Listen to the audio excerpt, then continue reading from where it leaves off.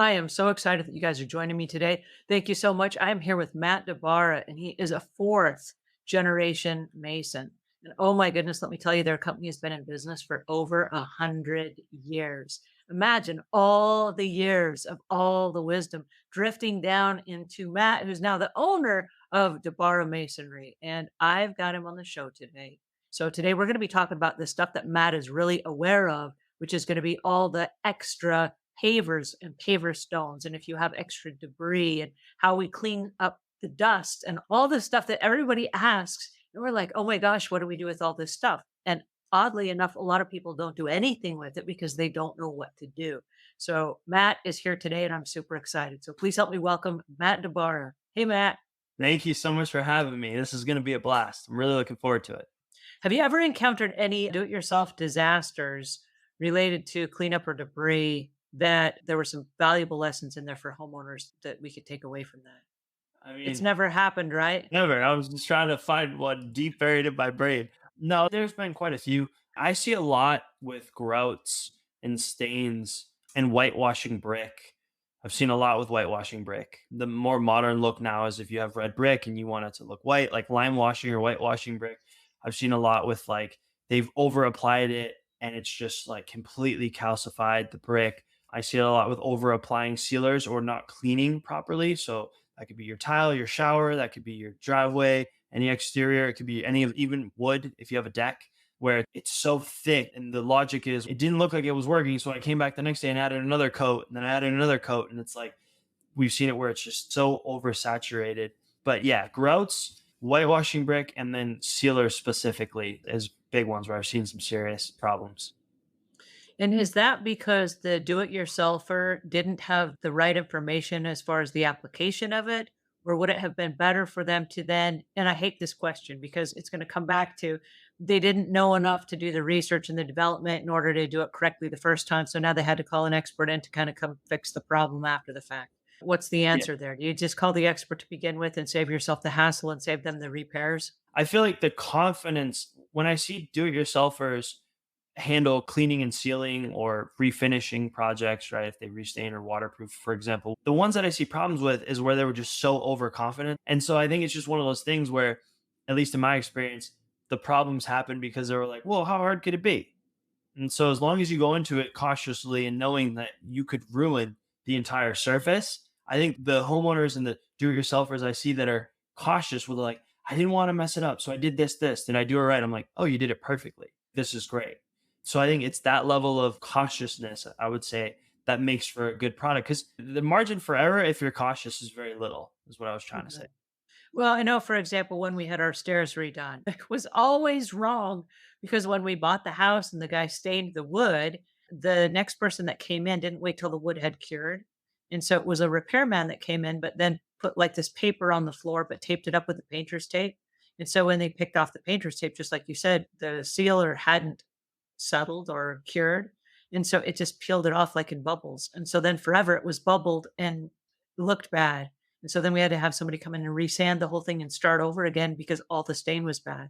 How come we find ourselves in this situation? But we do. We do. And so there's this really nice mix of we have professionals that know exactly what we're doing. We have a group of do it yourselfers that are like, oh, I saw this on YouTube, therefore I can do it. And then we have the cleanup crew. Sometimes they're coming in for a move in, move out clean that's trying to get the home ready and repaired in order to sell it. And so it's things like somebody epoxied their garage flooring, but they didn't use the chemical you're supposed to use. They skipped some steps. Can you talk to us about skipping steps in the application process and how that can cost you later on?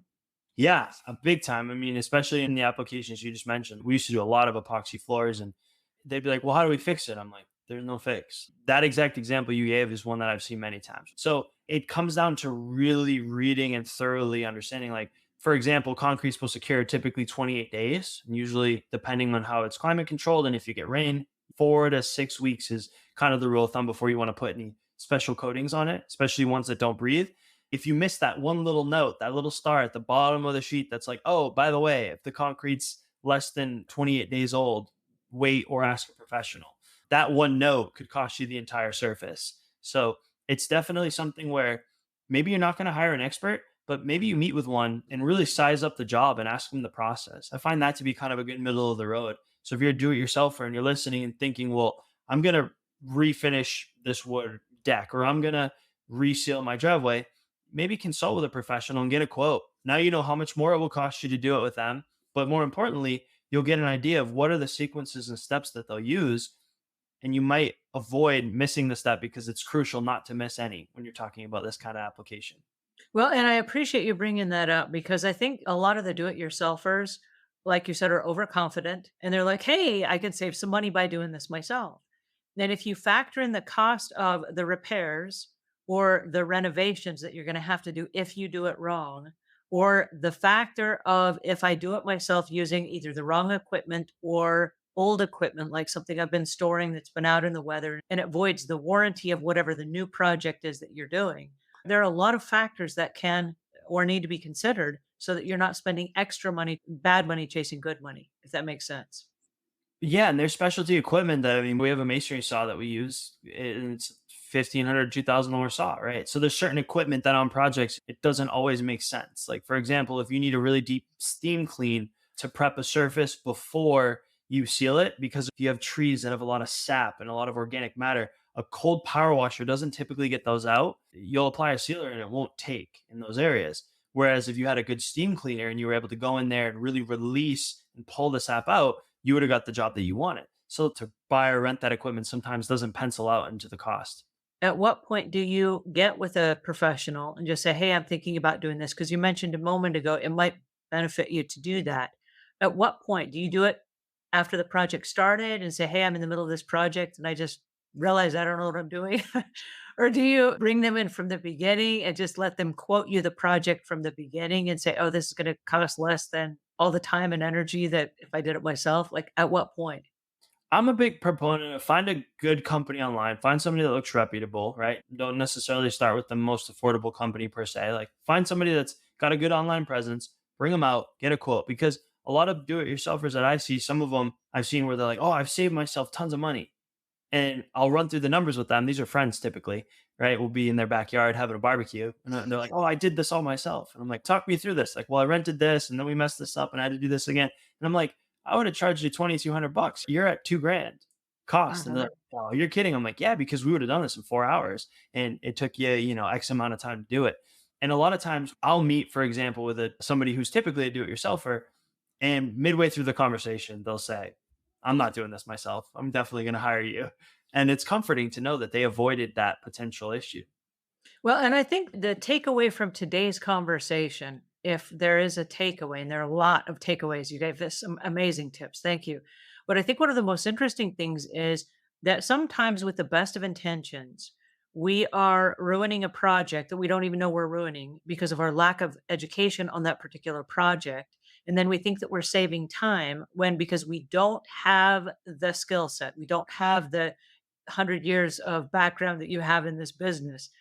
What happens is we end up taking a lot longer and taking shortcuts along the way that then end up tripping us up later on that then cost us in cleanup and debris and repairs that had we gone to the expert in the beginning and just gotten a little bit more information, it would then help us make an educated decision on how to move forward. 100%. And I think we touched on them, but I usually see it with stains, sealers, those types of things that you have like one shot. Like if you're applying something and you're thinking to yourself, it's going to last 20 years if it's done right, and it's going to last 0 days if it's done wrong. Like there's a lot of things that you can do, and the risk is relatively low.